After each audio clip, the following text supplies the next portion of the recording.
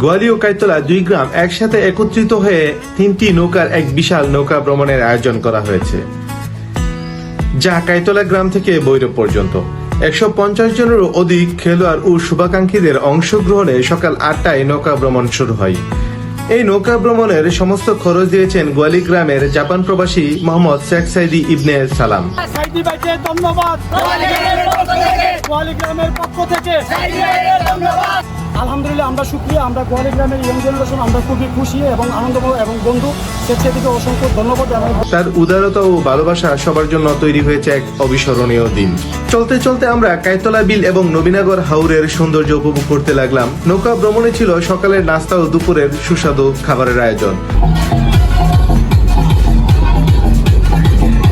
ইতিমধ্যে আমরা কনিকারা এসে পৌঁছালাম। কনিকারা ব্রিজের সৌন্দর্য আমাদের সকলকে উল্লাসিত করলো।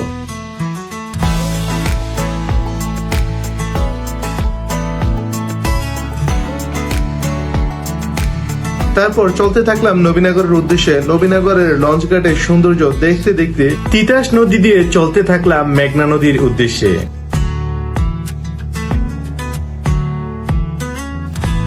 তিতাস ও মেঘনা নদীর নৌকার চলাচল মনে করিয়ে দিল বাঙালি হাজার বছরের ঐতিহ্য। নদীমাতৃক এই গ্রাম বাংলার গ্রামীণ জীবনের চলাচলের সহজ ও জনপ্রিয় মাধ্যম নৌকা। নদীর বুকে চলাচল করা নৌকার সৌন্দর্য যেন আমাদের নৌকা ভ্রমণকে আরো উল্লাসিত করলো। দেখতে দেখতে চলে আসলাম আশুগঞ্জ বৈরব মেঘনা ব্রিজে, যা আমাদের গন্তব্যস্থল।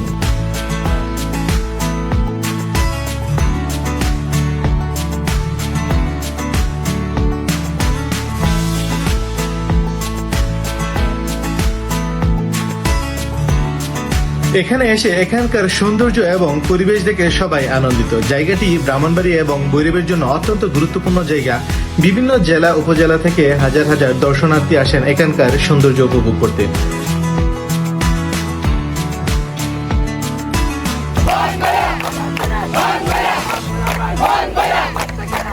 আমরাও এখানে ফুটবল খেলার আয়োজন করি।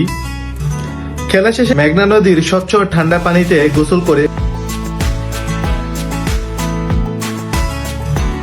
গোসল শেষে সবাই দুপুরের খাবার খেয়ে বাড়ির উদ্দেশ্যে রওনা দেই। আজকে খুবই আনন্দিত এবং উৎসাহিত।